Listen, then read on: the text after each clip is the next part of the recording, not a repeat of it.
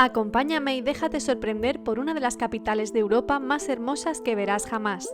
Hoy recorreremos sus coquetas calles mientras descubrimos juntos los lugares más emblemáticos de esta ciudad, algunos trucos y consejos para sacarle el mayor partido y, por supuesto, unas pinceladas de su rica e interesante historia. ¿Comenzamos? ¡Bienvenidos a Praga!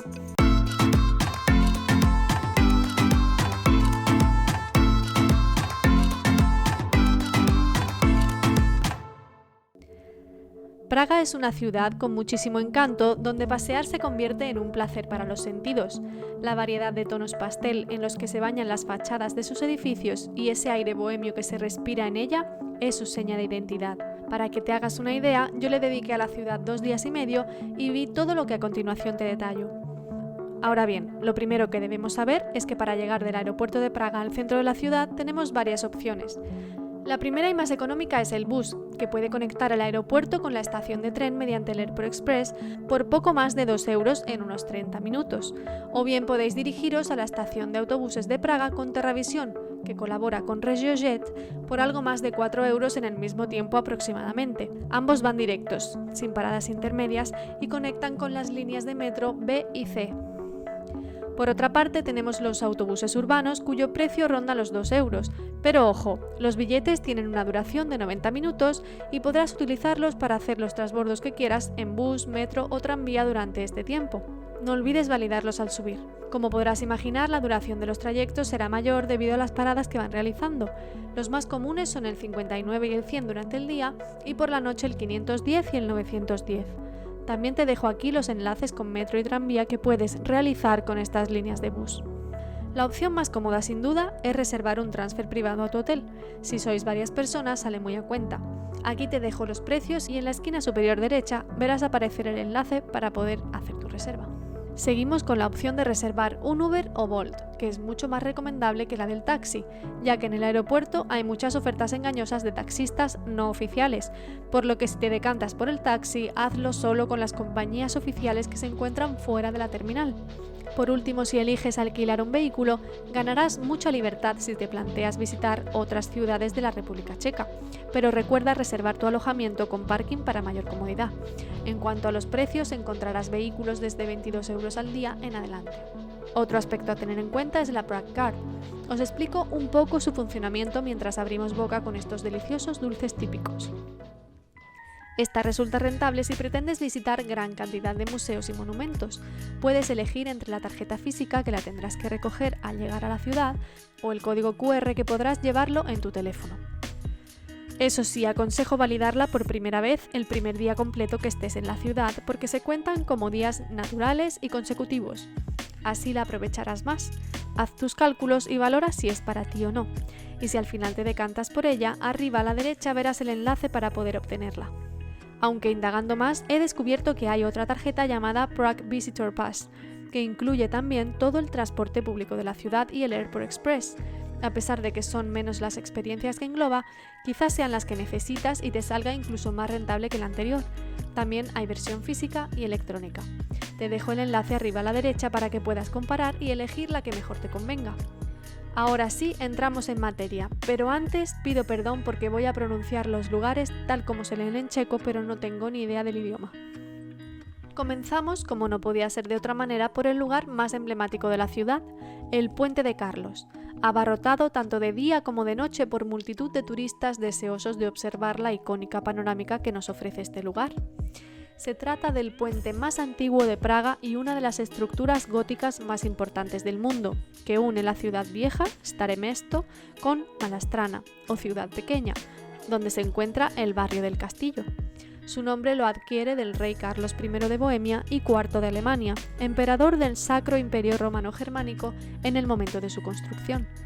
A lo largo de sus 500 metros de longitud podemos ir observando a ambos lados las 30 esculturas que lo presiden, de entre las cuales destaca la de San Juan de Nepomuceno, santo checo al que arrojaron al río por orden de Venceslao IV en 1393, justo donde está situada la cruz de latón sobre la barandilla. Muchos suelen pedir un deseo posando su mano izquierda sobre la estatua, y si quieres volver a Praga, solo tienes que tocar el perro que hay en su base. Otra de las características de este puente son sus torres defensivas, que servían de puertas de acceso. Es posible subir a la parte alta de las torres y obtener unas magníficas vistas sobre el río. Una de estas torres, la de Judith, pertenece al puente anterior al de Carlos, que fue destruido al desbordarse el río Moldava. Pero hasta el siglo XII hubo otro puente de madera que también fue destruido por el río. Por suerte el de Carlos ha permanecido hasta nuestros días, pero antes se cobraba un peaje a todo aquel que quisiera cruzarlo, dedicado a su mantenimiento, hasta que llegó el momento en el siglo XX que se cerró al tráfico rodado y pasó a ser únicamente peatonal. Una vez llegamos a Malá comenzamos visitando el famosísimo muro de John Lennon, bautizado así a raíz del asesinato del cantante en 1980. A partir de ese momento comenzaron a aparecer grafitis con su rostro, fragmentos de sus canciones y mensajes de paz, pero también frases desafiantes hacia las autoridades comunistas que regían el centro y este de Europa en la época. Es por ello que hoy se considera tanto un memorial a Lennon como un monumento a la libertad de expresión. Continuamos hacia el Parque Campa, ubicado en la isla homónima, bañada por el Moldava y también por el riachuelo Chertovka, donde antaño las mujeres solían lavar la ropa, aunque también era conocido por sus molinos. Un lugar idílico donde se encuentran los restaurantes más románticos de Praga y el rincón perfecto para dar un agradable paseo en el que no pasarán desapercibidas las curiosas esculturas gigantes de unos bebés gateando y sin rostro, obra de David Cherny, controvertido escultor checo que está muy presente en la ciudad y del cual iremos descubriendo más obras a lo largo del vídeo. Estos bebés gateadores también los puedes observar en la torre de televisión de Žižkov. El jardín Brudbovska es un lugar que podría pasar desapercibido si no se presta atención, dado que se encuentra tras unos edificios sin ningún particular. Precisamente por este mismo motivo, resulta tan sorprendente que al traspasar el arco de entrada aparezca ante tus ojos tanta belleza.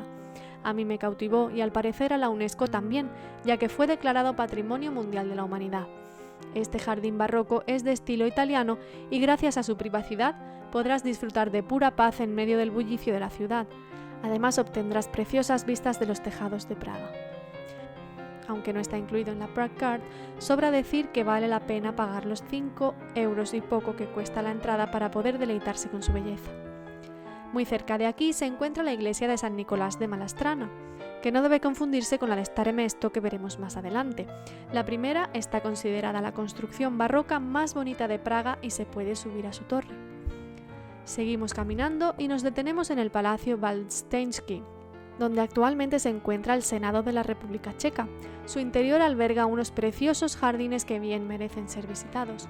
Como podéis observar, Praga es una ciudad con una gran cantidad de espacios verdes. Por fin llegamos al Castillo de Praga, uno de los castillos más grandes del mundo y el monumento más importante de la República Checa. Por ello te aconsejo que le dediques al menos 3 horas. No se trata del tradicional castillo medieval, sino de un recinto integrado por iglesias, palacios convertidos ahora en museos y preciosos jardines. La historia de Praga prácticamente comienza con la construcción del mismo, que rápidamente pasó a ser la residencia de los reyes de Bohemia gracias a su ubicación estratégica, al igual que lo es a día de hoy del presidente de la República Checa.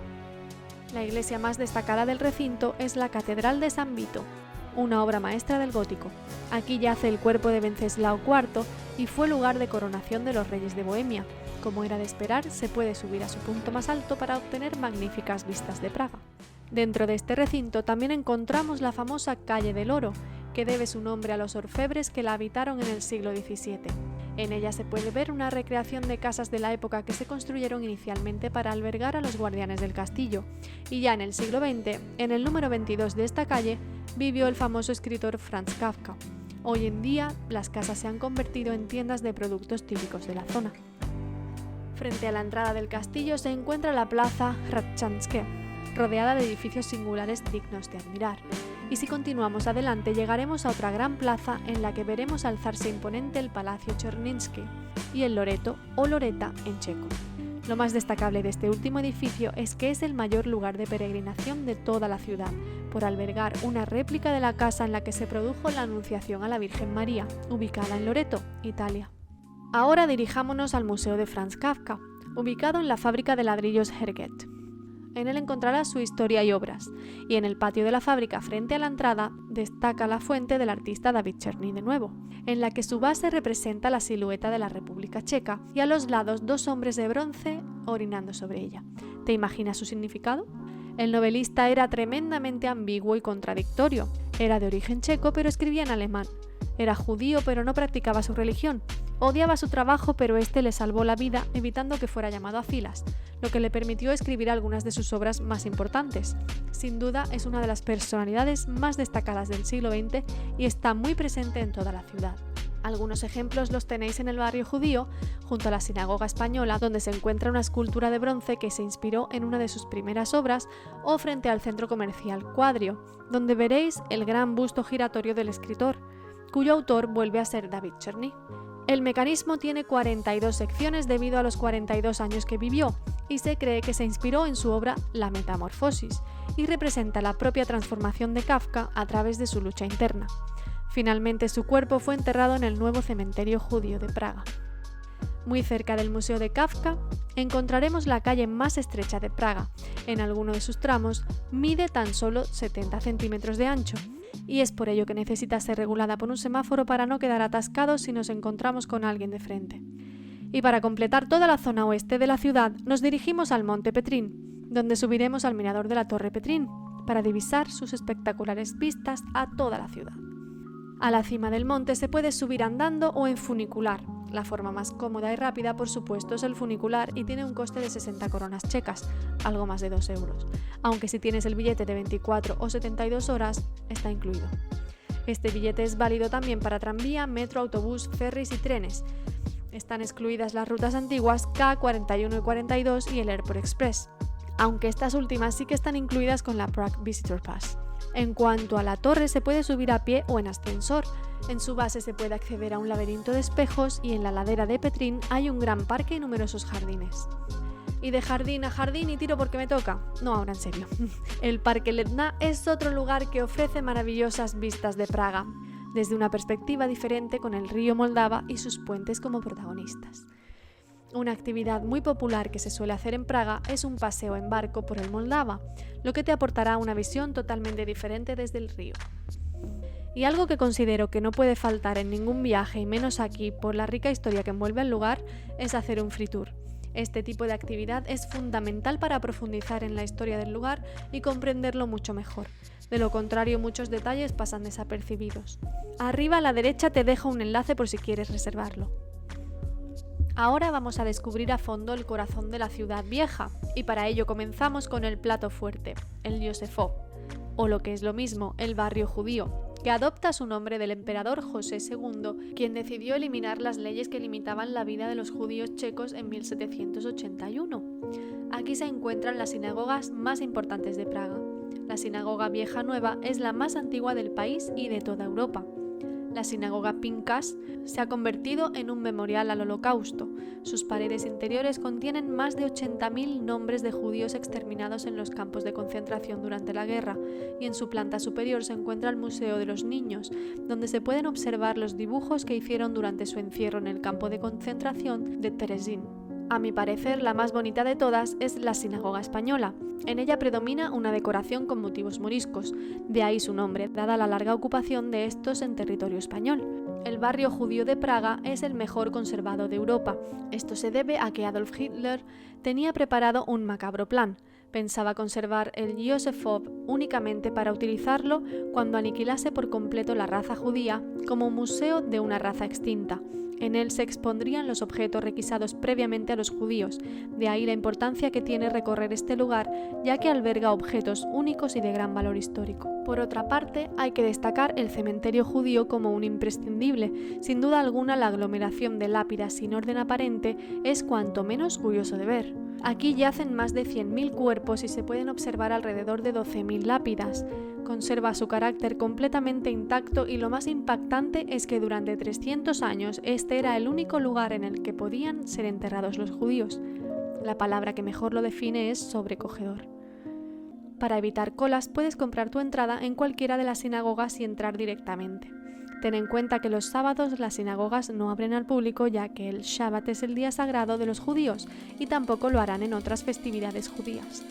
Tras empaparnos de historia y cultura judía, continuamos en dirección a la sala de conciertos Rudolfinum, la cual recibe su nombre en honor al príncipe heredero del Imperio Austrohúngaro, el archiduque Rodolfo de Habsburgo.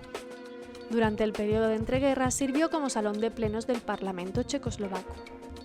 Otro lugar a destacar es el Clementinum, conjunto de edificios que albergan, entre otras cosas, la Biblioteca Nacional y la Capilla de los Espejos, en la que artistas como Mozart tuvieron la oportunidad de tocar y donde hoy en día se siguen dando conciertos. Llegamos a la Plaza de la Ciudad Vieja o Plaza del Ayuntamiento. Me atrevería a decir que es el lugar más animado de la ciudad. Aquí se encuentra el Ayuntamiento Viejo y su torre, que alberga el famoso reloj astronómico, uno de los mayores atractivos de Praga, y las 12 figuras que representan el Paseo de los Apóstoles al dar la hora. Durante la visita a la torre del ayuntamiento se puede ver el mecanismo interior del reloj y las figuras de los apóstoles de cerca. Cuenta la leyenda que los ediles de la ciudad cegaron al artífice del reloj para que no pudiera construir ninguna réplica de su obra. Ante eso, su ayudante introdujo la mano en el mecanismo para atascarlo e inutilizarlo y acabó perdiendo la mano. También en la plaza de la Ciudad Vieja podemos ver dos importantes iglesias, la de San Nicolás, que no hay que confundir con la de Malastrana como ya comenté, y la iglesia de Nuestra Señora de Tin, que es una de las más fotografiadas de Praga y la más importante de esta parte de la ciudad desde el siglo XIV, cuando la burguesía quiso construir un templo que compitiese en belleza e importancia con la Catedral de San Vito al otro lado del río. Por eso se la conoce como la Catedral de los Burgueses. Esta construcción gótica alberga el órgano más antiguo de la ciudad. Sus torres miden 80 metros de altura, aunque no son del todo simétricas, y su fachada está rodeada de casas, o mejor dicho, está construida en un patio, de ahí su nombre, ya que tin en checo significa encerrado.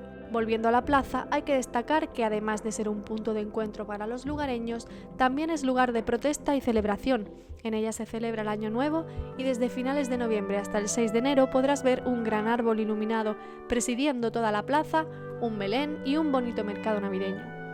Dejamos la plaza atrás y llegamos a la Torre de la Pólvora, una de las más destacadas de Praga por encontrarse a las puertas de la Ciudad Vieja. Esto es así porque formó parte de las 13 puertas de la muralla fortificada allá por el año 1475. Casi 70 años más tarde tuvo que ser reconstruida a causa de un incendio y durante el siglo XVII comenzó a utilizarse como almacén de pólvora, de ahí su actual nombre. En su interior se puede ver una exposición de la historia de Praga y sus torres y desde su cima obtendrás una magnífica panorámica. Otra torre que destaca sobre el resto es la que constituye el campanario de la iglesia de San Enrique. Se trata del campanario independiente más alto de Praga, con sus 67,5 metros. Su carrillón está formado por un conjunto de 10 campanas de bronce en el ático, diseñado para escucharlo en el interior de la torre. Desde el 10º piso se puede obtener una gran panorámica de la ciudad, además de que alberga un restaurante, un museo y una galería. Muy cerca de allí se encuentra la calle Napri Coop, calle comercial en la que se puede encontrar las tiendas más famosas a nivel internacional. Hacemos un alto en el camino para adentrarnos en el Palacio Lucerna, el cual alberga en su interior una estatua en la que se muestra a Wenceslao montando un caballo boca abajo, como ya podréis imaginar, obra de David Cherny. Esta obra hace referencia a la original ubicada en la emblemática Plaza Wenceslao, centro neurálgico de la ciudad nueva, en la que destaca el Museo Nacional de Praga, el más importante de la capital checa, a espaldas de la estatua ecuestre de Wenceslao, patrón de Bohemia. Más adelante está la Ópera Estatal de Praga, inaugurada en sus inicios como el nuevo teatro alemán, ya que fueron estos quienes financiaron su construcción para rivalizar con el Teatro Nacional. Hablando de teatros, es imposible no mencionar el teatro negro que tiene lugar en el Image de Praga desde hace 30 años.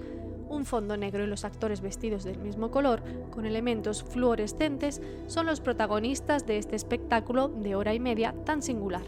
Y para terminar este intenso recorrido por Praga, he reservado uno de los mayores iconos de la ciudad, la Casa Danzante, que en un principio se llamó Fred and Ginger por la pareja de bailarines y la apariencia similar del edificio, pero finalmente se acabó descartando. Esta construcción se llevó a cabo para ocupar el último vacío que quedaba en la ciudad a causa de los bombardeos acaecidos durante la Segunda Guerra Mundial. El diseño ocasionó polémica al contrastar enormemente con los estilos arquitectónicos que presentan los edificios de su alrededor.